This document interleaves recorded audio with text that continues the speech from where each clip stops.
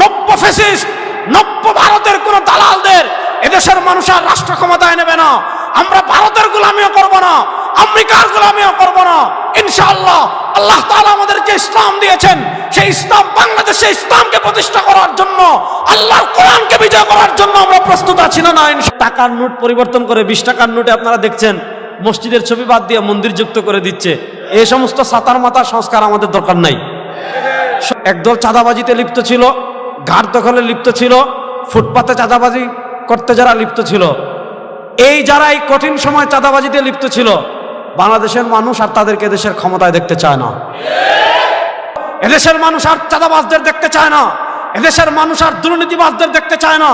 এদেশের মানুষ যারা আপন আপন ভাইয়ে ভাইয়ে খুন করে, দলের অভ্যন্তরীণ দ্বন্দ্ব লাগিয়ে, দলের অভ্যন্তরীণ দ্বন্দ্বের কারণে 9 মাসে যারা শত কর্মীকে খুন করতে পারে, ওই খুনি চাঁদাবাজ, টেন্ডারবাজ, নব্য ফ্যাসিস্ট, নব্য ভারতের কোন দালালদের এদেশের মানুষ আর রাষ্ট্র ক্ষমতায় নেবে না।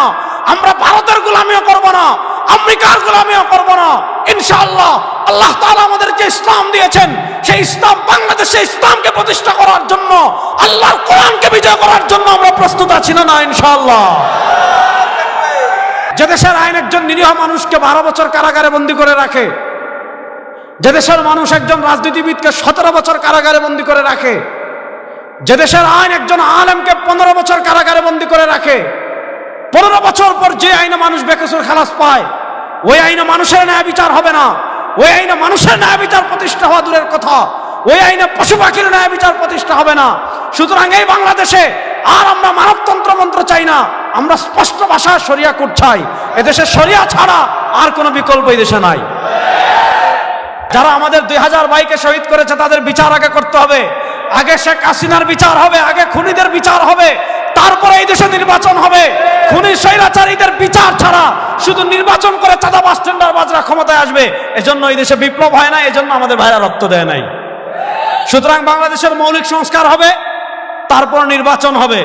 জুলাই আগস্টের গণবিপ্লব যখন হলো, 5 আগস্টের পরে দেশের দেশপ্রেমিক ওলামায়ে কেরাম, তাওহীদি জনতা যারা আছে, আমাদের দেশে সাম্প্রদায়িক দাঙ্গা যাতে তৈরি না হয়, পতিত আওয়ামী লীগ হিন্দু রূপে ফিরে এসে আমাদের মধ্যে, আমাদের দেশে যে সাম্প্রদায়িক সম্প্রীতি রয়েছে এটাকে নষ্ট করে সাম্প্রদায়িক দাঙ্গা যাতে তৈরি করতে না পারে, আমরা তখন মন্দির পাহারা দিয়েছি। দেশের আলেম সমাজ, ইসলামী নেতৃবৃন্দ তখন মন্দির পাহারা দিয়েছেন। কিন্তু আমরা দেখেছি ওই সময় 2024-এর জুলাই আগস্টের 2000 শহীদের রক্তের উপর দাঁড়িয়ে বাংলাদেশ যখন একটা চরম কঠিন সময় পার করছিল, প্রশাসন নেই, মাত্র ইন্টারিম গভর্নর মাত্র নামে মাত্র এসেছে, অসময়ে এদেশের ওলামায়ে কেরাম, তাওহীদি জনতা, ইসলামী রাজনীতি যারা করে তারা কেউ মন্দির পাহারা দিয়েছে, কেউ রাত জেগে এলাকা পাহারা দিয়েছে, আবার কেউ কেউ রাস্তায় ট্রাফিকের দায়িত্ব পালন করেছে। ওই সময়, ওই কঠিন সময় আমরা দেখেছি রাষ্ট্রের কথা চিন্তা না করে একদল চাঁদাবাজিতে লিপ্ত ছিল, ঘাট দখলে লিপ্ত ছিল, ফুটপাতে চাঁদাবাজি করতে যারা লিপ্ত ছিল, এই যারা এই কঠিন সময় চাঁদাবাজিতে লিপ্ত ছিল, বাংলাদেশের মানুষ আর তাদেরকে দেশের ক্ষমতায় দেখতে চায় না।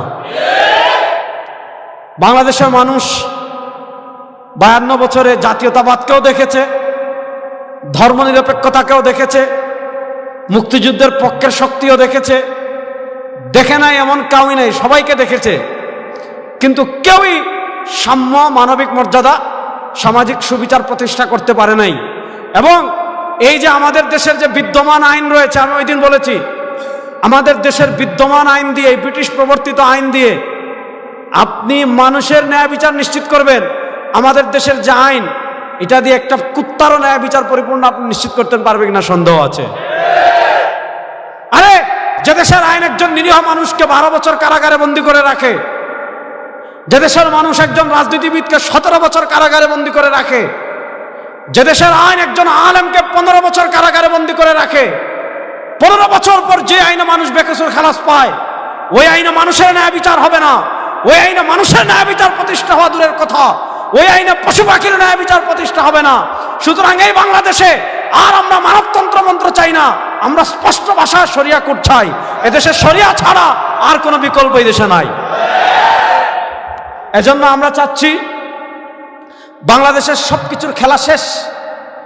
এবং আপনারা দেখতে পাচ্ছেন যে বাংলাদেশে যারা আগে শাসন করেছে, নতুন করে যারা আসতে চাচ্ছে, সবার উপর মানুষ ত্যক্ত বিরক্ত।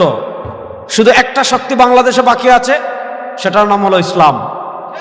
এই ইসলাম রাষ্ট্র ক্ষমতায় গেলে, আল ইমারাতুল ইসলামিয়া, ইসলামী রাষ্ট্র ক্ষমতায় আসলে ইসলামী দণ্ডবিধি কেমন হবে, ইসলামী বিচার ব্যবস্থা কেমনে ন্যায় বিচার প্রতিষ্ঠা করবে, মানুষের উপর জুলুম কেমনে বন্ধ করবে, চাঁদাবাজি কেমনে বন্ধ করবে, টেন্ডারবাজি কেমনে বন্ধ করবে, আপনার ব্যাংক ডাকাতি কেমনে বন্ধ করবে, শেয়ার বাজারি কেমনে বন্ধ করবে, চুরি কেমনে বন্ধ করবে, ছিনতাই কেমনে বন্ধ করবে, এই সব কেমনে বন্ধ করবে, এটার সুবিচার মানুষকে যখন আমরা পৌঁছাতে পারবো, বুঝাতে পারবো। আর সাতার মাথা গণতন্ত্র, সাতার মাথা জাতীয়তাবাদ, সাতার মাথা ধর্মনিরপেক্ষতা, এগুলো পৃথিবীর দিকে দিকে পরিত্যাজ্য হয়ে যাচ্ছে। পৃথিবীর দিকে দিকে ইসলামের জঙ্কা বাজা শুরু হয়েছে। ইনশাআল্লাহ আপনারা প্রস্তুতি নেন, বাংলাদেশে আর বেশি দূর বাকি নাই, ইসলামকে আমরা সংসদে প্রতিষ্ঠা করবো ইনশাআল্লাহ। আমরা প্রথম যখন কাজ শুরু করেছিলাম, আমরা জানেন ফ্যাসিস্ট আওয়ামী লীগের পতনের আগ থেকে আমরা আনুষ্ঠানিকভাবে 2023 সাল থেকে সিয়াসি ইত্তেহাদ, আফগানিস্তানে রাষ্ট্র ক্ষমতায় তালেবান এসেছে, ওখানে শিয়ারাও আছে, বেরলভিরাও আছে, লামাজহাবিরাও আছে, জামাতে ইসলামও আছে, আমরাও আছি, সবাই আছে। তো তালেবান এই প্রতিকূল পরিবেশের সময় রাষ্ট্র পরিচালনা কেমনে করছে? সবার সাথে সিয়াসি ইত্তেহাদ, রাজনৈতিক ঐক্য। বাংলাদেশে আমাদের ভিতর ইখতিলাফ আছে, আকীদাগত ইখতিলাফ আছে, ফুরুই মাসআলাগত ইখতিলাফ আছে, এগুলাকে আপন জায়গায় রেখে যে সকল ইস্যুতে আমাদের ভিতর কোনো ইখতিলাফ নাই, সংসদে কালেমা বিজয় হোক, সংসদে ইসলাম বিজয় হোক, এটা নিয়ে আমাদের কারোর মধ্যে কোনো ইখতিলাফ আছে? আবার কেউ যদি বলে না, সংসদে কালেমা বিজয়ের দরকার নাই, সংসদে ইসলামের দরকার নাই, রাষ্ট্রে ইসলামের দরকার নাই, অর্থনীতিতে ইসলামের দরকার নাই, বিচার ব্যবস্থায় ইসলামের দরকার নাই, ইসলাম শুধু থাকবে মসজিদে, ইসলাম শুধু থাকবে খানকায়, কেউ যদি মনে করে ধর্ম আলাদা রাষ্ট্র আলাদা, আল্লামা জাহিদ কাউসারী রাহিমাহুল্লাহ ফতোয়া দিয়েছেন, তার ঈমান থাকবে না, সে মুরতাদ হয়ে যাবে। আমরা মনে করেছিলাম ইসলামিক দলগুলোকে যে পরিমাণ মান অভিমান, তিক্ততা, কাদা ছুড়াছুড়ি, আমরা মনে করেছিলাম যে এটা অনেক কঠিন এবং দুরূহ কাজ। কিন্তু কেউ যদি আল্লাহর জন্য কাজ করে, আল্লাহর রহমত তার উপর থাকে, এর বাস্তব প্রমাণ জাতীয় উলামা শাখা ইম্মা পরিষদ। আমরা চেষ্টা করছি, আলহামদুলিল্লাহ আপনাদেরকে একটা সুসংবাদ দিচ্ছি, এবং আমাদের নেতা পিসাব চরমনাই তিনিও আপনাদেরকে সুসংবাদ বারবার দিচ্ছেন। বাংলাদেশের ইসলামপন্থী যে দলগুলো আছে, আলহামদুলিল্লাহ এগুলার সমঝোতা খুব কাছাকাছি, বেশি দিন বাকি নাই, দেখবেন যে কোনো সময় আমাদের নির্বাচন কেন্দ্রিক একটা সমঝোতা হয়ে যাবে ইনশাআল্লাহ। এখন নির্বাচন কেন্দ্রিক সমঝোতা হবে, পিসাব চরমনাই ঘোষণা দিয়েছেন, ইসলামের পক্ষে যারা, দেশের পক্ষে যারা, মানবতার পক্ষে যারা, এই ইসলাম দেশ ও মানবতার পক্ষের শক্তি যারা, এবার তাদের ভোটের বাক্স একটা হবে। এই ইসলামের একটা বাক্স আসবে, এই বাক্স নিয়ে আমরা বাংলাদেশের টেকনাফ থেকে তেতুলিয়া পর্যন্ত, রূপসা থেকে পাতুরিয়া পর্যন্ত আমরা যার যার জায়গা থেকে ছড়িয়ে যাব। এদেশের মানুষ আর চাঁদাবাজদের দেখতে চায় না, এদেশের মানুষ আর দুর্নীতিবাজদের দেখতে চায় না, এদেশের মানুষ যারা আপন আপন ভাইয়ে ভাইয়ে খুন করে, দলের অভ্যন্তরীণ দ্বন্দ্ব লাগিয়ে, দলের অভ্যন্তরীণ দ্বন্দ্বের কারণে 9 মাসে যারা শত কর্মীকে খুন করতে পারে, ওই খুনি চাঁদাবাজ, টেন্ডারবাজ, নব্য ফ্যাসিস্ট, নব্য ভারতের কোন দালালদের এদেশের মানুষ আর রাষ্ট্র ক্ষমতায় নেবে না। আমরা ভারতের গোলামিও করব না, আমেরিকার গোলামিও করব না। ইনশাআল্লাহ আল্লাহ তাআলা আমাদেরকে ইসলাম দিয়েছেন, সেই ইসলাম, বাংলাদেশে ইসলামকে প্রতিষ্ঠা করার জন্য, আল্লাহর কোরআনকে বিজয় করার জন্য আমরা প্রস্তুত আছি না? না ইনশাআল্লাহ।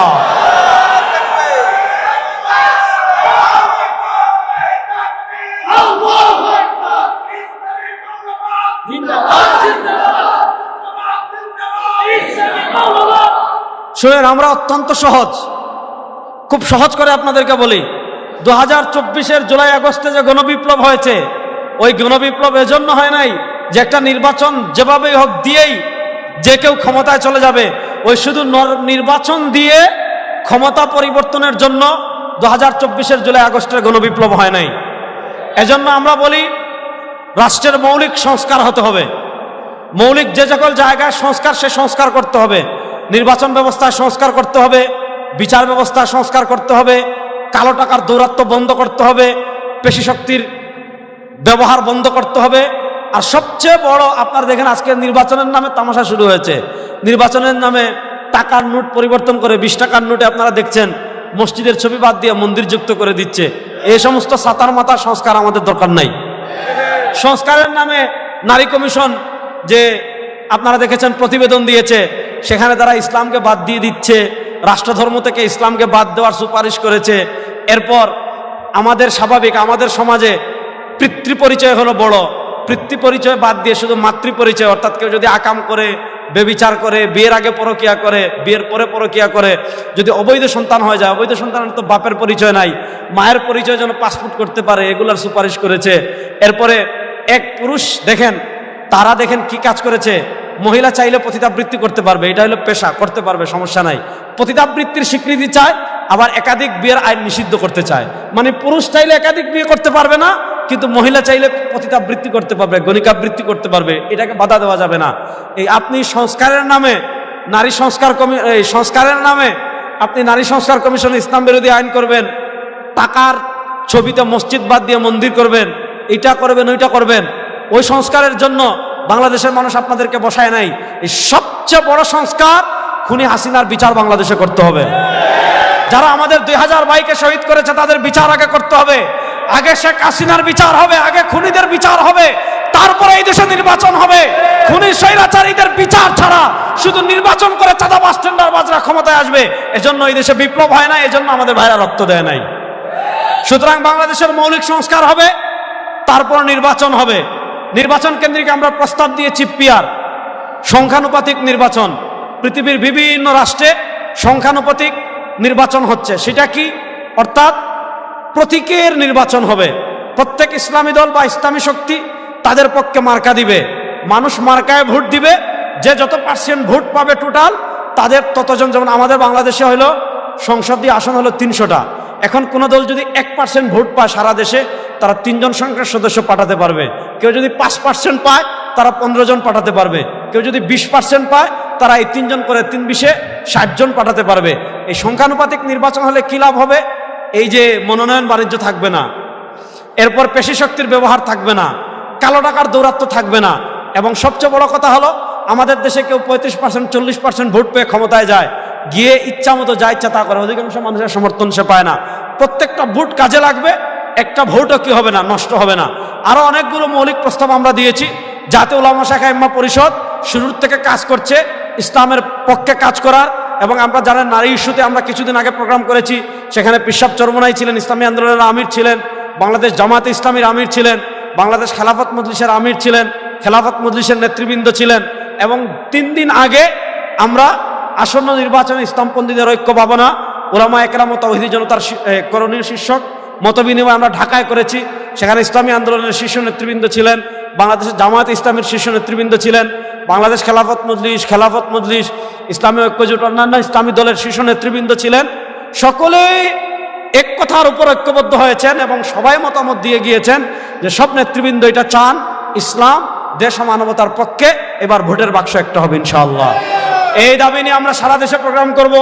কেন্দ্রীয় কর্মসূচি ঘোষণার 3 দিনের মাথায় আজকে নারায়ণগঞ্জ প্রোগ্রাম হচ্ছে। আমরা এটা সারা দেশের তৃণমূল থেকে এই আওয়াজ আমাদের নেতৃবৃন্দের কাছে পৌঁছাবো। অলরেডি তো আমরা পৌঁছিয়ে দিয়েছি, মুরব্বীগণ একমত। তারপরেও আমরা তৃণমূল থেকে আওয়াজ তুলে আমাদের নেতৃবৃন্দের কাছে আমরা যাব। ইসলামের পক্ষে এবার ভোটের বাক্স হবে একটা। আর জাতীয়তাবাদ, গণতন্ত্র, ধর্মনিরপেক্ষতাবাদ, এই নানা তন্ত্রমন্ত্র এগুলার দোহাই দিয়ে বাংলাদেশকে তারা নরক বানিয়ে রেখেছিল।